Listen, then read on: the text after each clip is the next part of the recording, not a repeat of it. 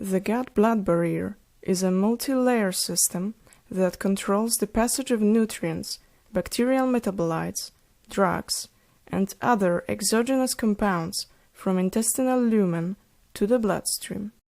As we know, the integrity of the barrier may be impaired in gastrointestinal as well as in cardiovascular and some metabolic diseases, which may result in easier access of biologically active compounds such as gut bacterial metabolites to the bloodstream and may affect functioning of entire organism. Therefore, the permeability of the gut-blood barrier may be a marker of both intestinal and extra-intestinal diseases.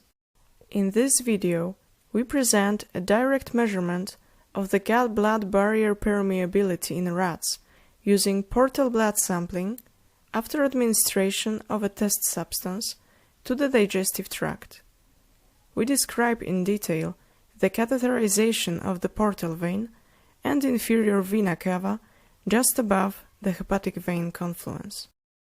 Blood sampling from portal vein and inferior vena cava allows to evaluate not only the gut-blood barrier permeability, but also a hepatic clearance and absorption pathway of molecules of interest, such as gut bacteria metabolites or medicines.